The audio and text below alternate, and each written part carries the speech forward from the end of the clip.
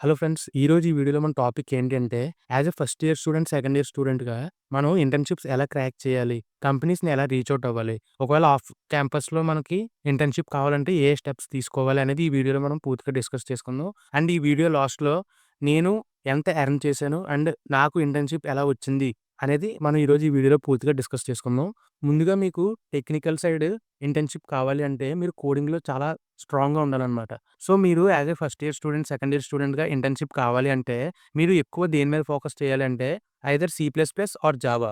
ఈ 2 లాంగ్వేజెస్‌లో ఏదో ఒకటి చూస్ చేసుకోండి. సో, ఇలా చూస్ చేసుకున్న తర్వాత దాంతో పాటు మీరు డీఎస్ఏ కూడా నేర్చుకోవాలనమాట. డీఎస్ఏ ఎంతవరకు నేర్చుకోవాలంటే చాలా ఇన్ డెప్త్ అనమాట. సో, మీరు డీఎస్ఏ, యాప్టిట్యూడ్ అండ్ నెక్స్ట్ వచ్చేసి C plus plus or Java ఏదో ఒకటి నేర్చుకోండి. సో, ఆ విధంగా మీకు టెక్నికల్ సైడ్ మంచివి ఇంటర్న్‌షిప్ వచ్చే ఛాన్సెస్ అయితే ఉందనమాట. సో, బయట వాళ్ళకి మీకు డిఫరెన్స్ ఎక్కడొస్తుంది అంటే, ఈ డీఎస్ఏ వల్లే. సో, వాళ్ళు స్టార్టింగ్ ఒక టెస్ట్ అయితే పెడతారు. డీఎస్ఏకి ఒక 2, 3 క్వెషన్స్ అయితే ఇస్తారు. అవి మనం బాగా చేయగలిగితే అప్పుడు మనం ఫైనల్ రౌండ్‌కయితే వెళ్తాం అనమాట. సేమ్ ఇంటర్న్‌షిప్‌కి, ఫైనల్ ప్లేస్‌మెంట్స్‌కి సేమ్ ఇదే ప్రొసీజర్ అయితే ఫాలో అవుతారనమాట అందరూ. అండ్ ఇప్పుడు నెక్స్ట్ వచ్చేసి మనం నాన్ టెక్నికల్ సైడ్ ఇంటర్న్‌షిప్ కావాలంటే ఏవేవి మనకు స్కిల్స్ ఉండాలి అంటే, ఫస్ట్ ఆఫ్ ఆల్ మనం బాగా మాట్లాడగలగాలి. కమ్యూనికేషన్ స్కిల్స్ బాగుండాలి. అండ్ నెక్స్ట్ వచ్చేసి నాన్ టెక్నికల్ సైడ్ ఏవేవి ఉంటాయి అంటే మనం మార్కెటింగ్ అయితే ఉంటదనమాట.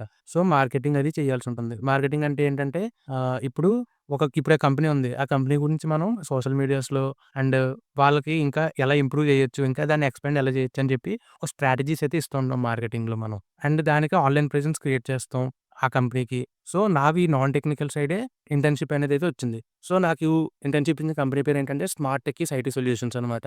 సో, వాళ్ళు ముందుగా నన్ను టెస్ట్ చేసిందేంటంటే నేను ఎలా మాట్లాడతాను. సో, నేను ఇంగ్లీష్ ఛానెల్స్ అయితే ఉన్నాయి కదా! అవైతే వాళ్ళకి పెట్టాననమాట. సో, అవి ఆళ్ళు చెక్ చేసుకొని నా కమ్యూనికేషన్ అది బాగుంది అని తెలిసాక అవి అయితే సెలెక్ట్ చేశారనమాట. అండ్ నెక్స్ట్ వచ్చేసి ఏం చేశారు అంటే నన్ను సోషల్ మీడియా మేనేజ్మెంట్‌కయితే పెట్టారనమాట. సో, మనం ఏం చేయాలంటే వాళ్ళకి వచ్చి పోస్ట్‌లకి మనం రెస్పాండ్ అవ్వాలి కామెంట్స్‌కి వాటిలకి. అండ్ నెక్స్ట్ వచ్చేసి వాళ్ళకి డైలీ పోస్ట్స్ అయితే పెడతా ఉండాలనమాట. ఆ కంపెనీకి ఏవేవి సర్వీసెస్ ప్రొవైడ్ చేస్తాయి అని చెప్పి అలాంటివి చేస్తూ ఉండాలి రోజు. సో, నాకు పర్ మంత్ 3000 అయితే వస్తదనమాట. సో, ఇలాగ. ఇది నేను చేసే వర్క్. సో, ఇది నా ఇంటర్న్‌షిప్. సో, ఈ కంపెనీ వచ్చేసి బెంగుళూరులో లొకేట్ అయితే ఉందనమాట. Smart Techies IT solutions. So, రీసెంట్‌గా అయితే స్టార్ట్ అయింది. ఒక స్టార్టప్ అనమాట. ఒక 2, 3 మంత్స్ అవుతే అవుతుందనమాట. సో, ఇది ఫ్రెండ్స్ నా గురించి. అండ్ మీరు నెక్స్ట్ టెక్నికల్ సైడ్ ఇంటర్న్‌షిప్స్ మీరు క్రాక్ చేయాలి అంటే మీకు సీజీపీఏ కూడా డీసెంట్‌గా అయితే ఉండాలి.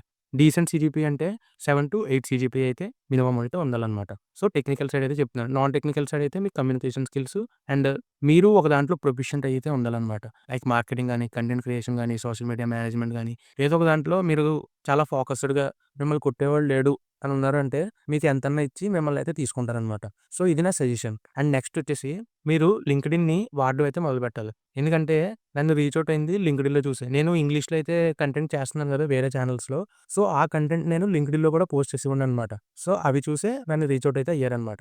సో, మీరేం చేయాలి అంటే లింక్డ్ఇన్ రోజు డైలీ పోస్ట్ చేయాలి. అండ్ మీ ప్రాజెక్ట్స్ అవి ఏమన్నా ఉంటే అవి గిట్‌హబ్‌లో అయితే పెట్టాలనమాట. సో, ఆ గిట్‌హబ్‌లో ప్రాజెక్ట్స్ అవి ఎలాగా పుష్ చేయాలి ఇవన్నీ అయితే నేను నెక్స్ట్ వీడియోస్‌లో చెప్తాను. చాలా మందికి దాంట్లో కూడా అయితే డౌట్స్ అయితే ఉన్నాయి. సో, అది ఫ్రెండ్స్. అండ్ నెక్స్ట్ వచ్చేసి కోల్డ్ ఈమెయిల్స్ అనమాట. మీకు ఒకవేళ ఇంటర్న్‌షిప్స్ ఆఫ్ క్యాంపస్ కావాలంటే మీరు కోల్డ్ ఈమెయిల్స్ అయితే రాస్తుండాలి. అంటే I am proficient in so and so అని చెప్పి మీరు ఒక సిస్టమాటిక్ వేలో ఒక మంచిగా మీరు సీఈఓస్‌కి గాని, స్టార్టప్ ఫౌండర్స్ గాని అలా రాస్తున్నారంటే ఒక 2, 3 మెంబర్స్ అన్నా రెస్పాండ్ అవుతారు.